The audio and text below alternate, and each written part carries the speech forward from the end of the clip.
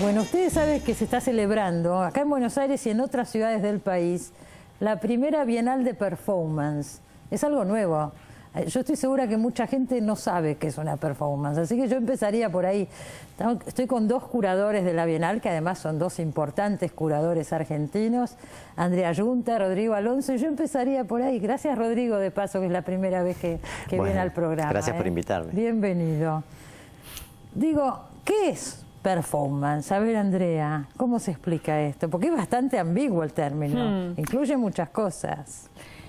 Yo diría que hay tantas definiciones de performance como artistas que desarrollan la performance. Ajá. O sea, no es un género que tenga una codificación clara, precisa, de reglas. Pero en términos generales, si yo tuviese que decir qué caracteriza la performance, es un género que tiene que ver con lo actoral, el teatro, pero que el núcleo yo creo que radica en que produce una transformación tanto del artista como del público que está involucrado. Es decir, para decirlo sencillo, uno entra de una forma y sale un poco distinto. Pero eso se podría aplicar a todo el arte, ¿no? El arte modifica, cambia, si es bueno. Pero el arte visual es más intelectual, pasa más por... Esto pasa por el cuerpo, involucra el cuerpo, las emociones. Es decir, hay un ser otro por un tiempo que no pasa solo por un proceso intelectual, sino corporal también, ¿no? Emocional. Yo diría que emocional es la palabra. No, y además digamos, se juega una relación diferente a la del teatro en cuanto a los elementos y las situaciones que se producen, ¿no? Porque en general decimos que en el teatro y en las artes se trabaja desde el punto de vista de la representación, de la ficción, ¿no? Cuando uno ve un cuadro, ve una obra teatral, lo que está sucediendo en el escenario no es realidad, digamos, es algo figurado, ¿no? Es una ficción. En la performance es real, ¿no? Es decir, en la performance, cuando vemos al artista, es el artista, que cuando vemos que toma un vaso de agua, está tomando un vaso de agua. Es decir, no trabaja sobre el concepto de representación, sino que trabaja sobre el concepto de presentación. Sí. Y el otro día en charla con Andrea, Marina Abramovic ella decía, la diferencia es muy fácil. Si uno va al teatro y hay un cuchillo y sangre, el cuchillo es de madera y la sangre es ketchup. En cambio, si uno va a una performance, el cuchillo es real y la sangre es real. Hasta ese límite se puede llegar, digo. Por supuesto, no todos los artistas llegan hasta ese límite, pero sí hay como una idea de que, lo que decía Andrea, de que digamos, esa intensidad que uno siente con el performer tiene que ver con que lo que está percibiendo es algo del orden de lo real, ¿no? De algo que sucede en ese momento, tiene una intensidad, tiene como una presencia y tiene como podríamos decir, como un cierto grado de verdad. Yo lo que veo, además, que creo que es importante recalcar, es que los mayores artistas internacionales de performance están pasando en estos días por Buenos Aires. Ya estuvo Marina Abramovic, que ahora quiero que nos cuente Andrea. Laurie Anderson. Estuvo Laurie Anderson, ahora viene Sophie Cole la semana que viene. O sea, son las primeras figuras, ¿no? Contalo de Abramovic, porque realmente es muy interesante. Yo no pude ir, pero me hubiera interesado mucho ver lo que hace. Abramovic, por ejemplo, por lo que leí, es lo que hizo también en Nueva York, creo. Se sienta en un lugar, no sé si es lo que hizo acá, y la gente va pasando, ¿no es cierto? Y se sienta enfrente de ella y se quedan el tiempo que sea. Es así. Bueno, eso entra dentro de lo que Marina Abramovic está haciendo en los últimos años, que es lo que ella llama performance de larga duración. Sí. Entonces, por ejemplo, esa descripción que vos hiciste corresponde al MoMA y sí. fueron 736 horas. Es decir, durante 736 horas ella estuvo sentada, parte del tiempo con una mesita en el medio, después la retiró, la gente se sentaba y se quedaba el tiempo que quería. Eso también... No hablaban. Ni una palabra. Era mirarse. Mirarse a los ojos y, bueno, ahí pasaban distintas cosas. Mucha gente se emocionaba, lloraba. Hasta que entró una ex pareja de ella, un exnovio, creo, y ella ahí se conmovió, ¿no? Bueno, Ulay es su compañero de los primeros años de performance. Ellos hacían su obra de manera conjunta. No es verdad, en verdad, que ella lo vio ahí por primera vez. Ajá. Eso es un poco los mitos.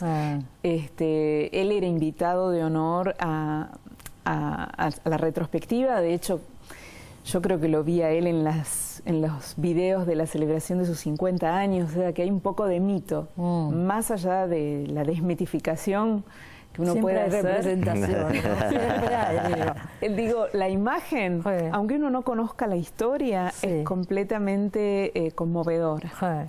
Vos los ves, se sientan y ellos se miran y vos te das cuenta que ahí hay una historia que no se traduce en palabras y que se produce una comunicación muy profunda.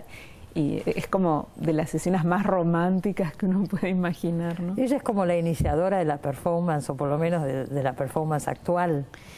Sí, digamos, bueno, habría que hablar de los antecedentes de la performance en los años 60, claro, ¿no? Ella empieza a hacer performance a comienzos de los años 70 y le da una continuidad hasta el presente y inscribe la performance en algunas de sus ejemplos o de sus obras más radicales dentro del género, ¿no? Sí. Entonces, en ese sentido, ella es fundamental. ¿Y qué hizo en Buenos Aires?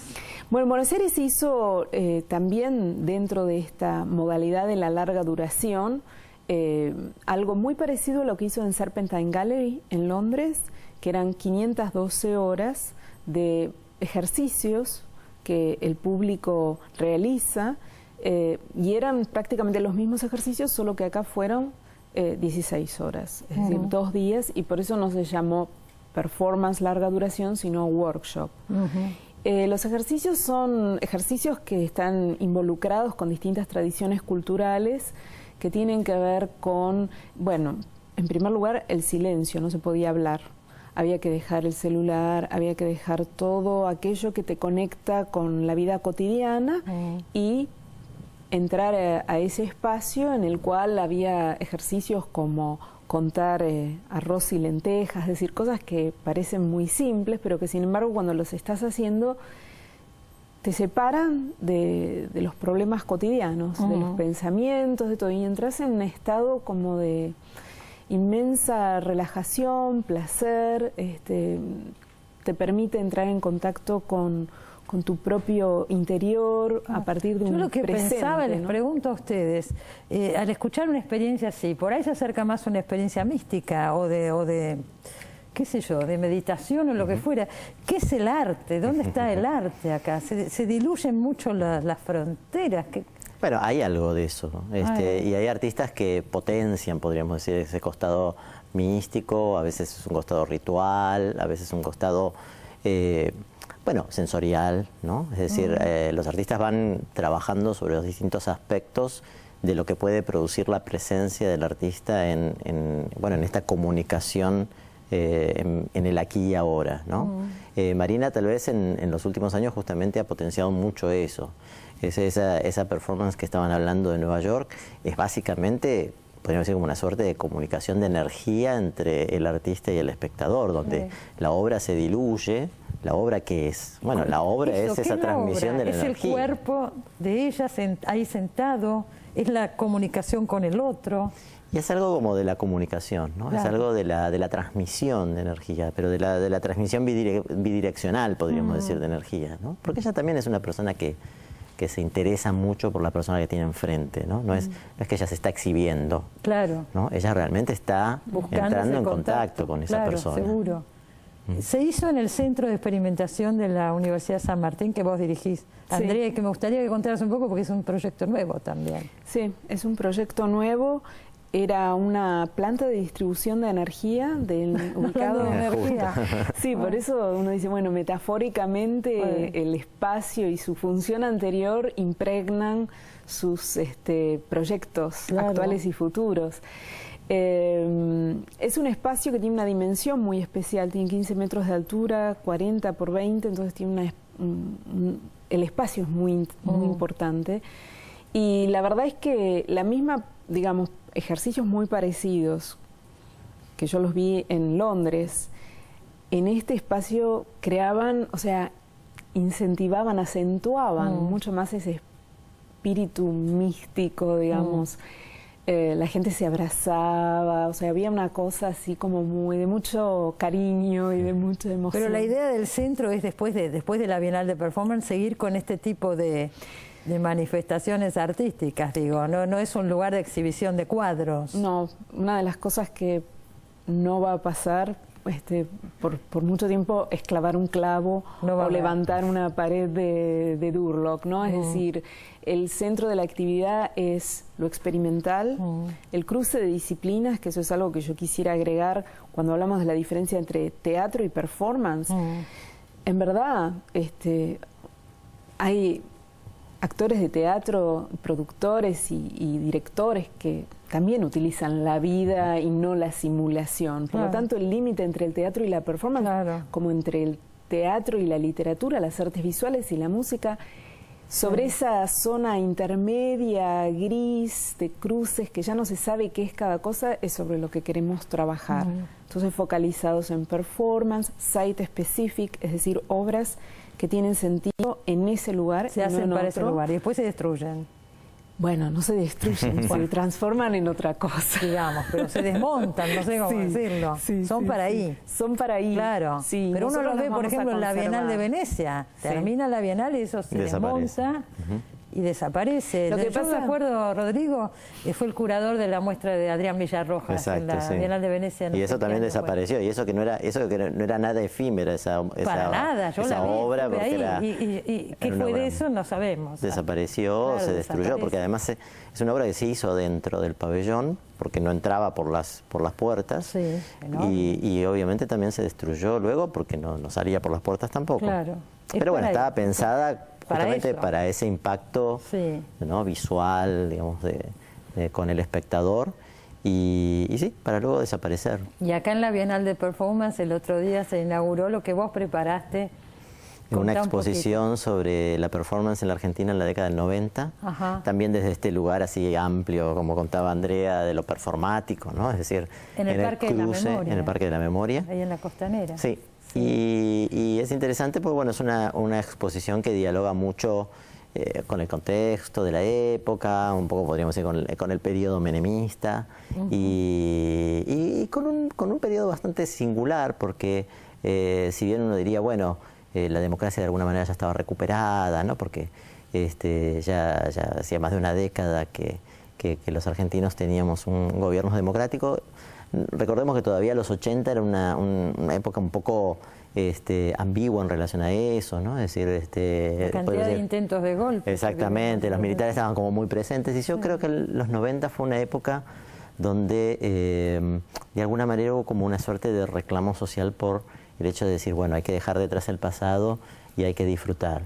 Y la exposición se llama Volátil Felicidad, y habla un poco de eso, ¿no? Es decir, un poco el reclamo de la felicidad como algo que era como lo que todo el mundo necesitaba, y bueno, y luego lo que sabemos que sucedió, ¿no? Es decir, ese lugar tan ambiguo de la década del 90 donde de pronto, bueno, todo el mundo viajaba y estaba el consumo y las tarjetas de crédito y los shopping center y el 1 a 1, y por otro lado ese fantasma que se cernía y que va a explotar en el 2001. ¿Y qué mostrás ahí? ¿Qué hay en la Es documentación, porque la performance tiene esa particularidad de que solamente queda documentada. Claro. Yo pensaba eso y me gustaría, ya tengo que ir cerrando lamentablemente, porque da para mucho el tema, pero digo, esta cosa del arte como algo efímero, ¿no es cierto? Pasajero. Digo, nosotros recibimos toda la historia de la humanidad a través del arte porque quedó. ¿Qué pasa con esto que desaparece, que se diluye o se transforma, como decías, Adri? Bueno, justamente eso te quería enfatizar con esa palabra, ¿no? Porque, digamos, el arte hoy, tanto la performance como el arte contemporáneo, es en muchos casos un manual de instrucciones. Es decir, la obra se arma y se desarma con materiales que no son los materiales nobles tradicionales del arte. Eso por un lado. Por el otro lado, la performance queda en registro archivístico, es decir, videos, fotografías. Pero también hay artistas de performance que creen que sus obras se pueden volver a actuar. Sí. Y eso fue lo que también hizo Marina Abramović en el Guggenheim, ¿no? Donde ella volvió a actuar performances históricas.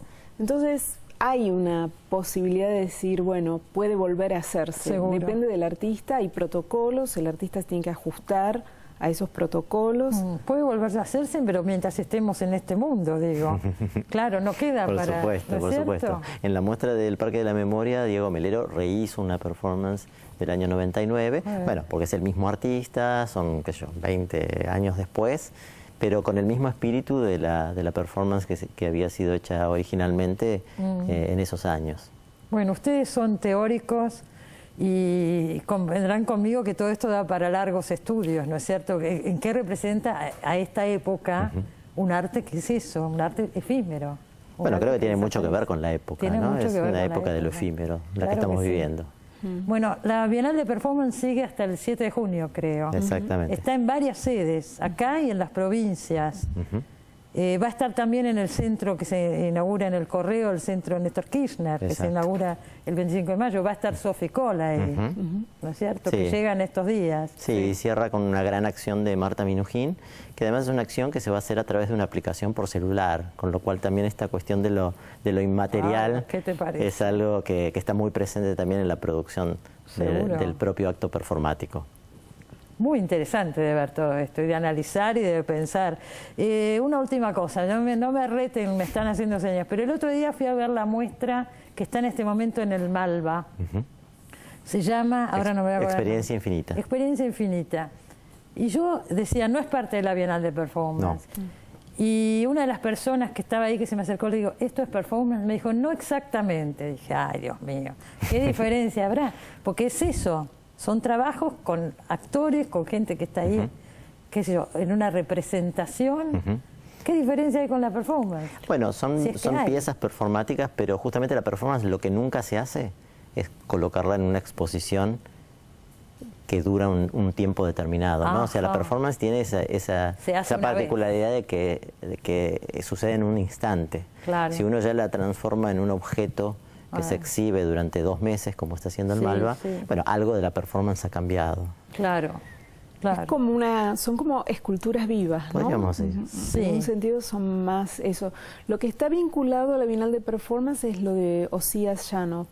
Eso está dentro que está ahí de la también Bienal. en el Malva en este Claro, momento. y eso sí es como quizás, no sé, es también intermedio, porque lo de Osías está muy vinculado a una escultura, tiene un aspecto así estético, muy escultórico, pero sí, digamos, es ese nuevo espacio de hibridez, lo intermedio.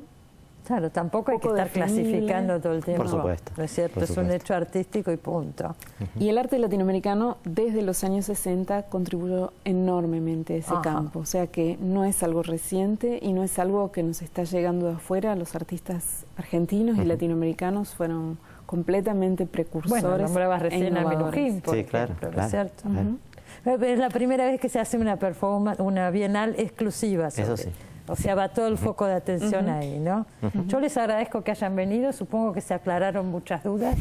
Ojalá. Y bueno, habrá que seguir la programación porque todavía hay un montón de eventos, sobre todo la visita de Sophie Kohl, que me parece que es realmente muy importante. Es verdad. Gracias por haber venido. Bueno, gracias por la invitación. Nos vamos al corte, ya volvemos.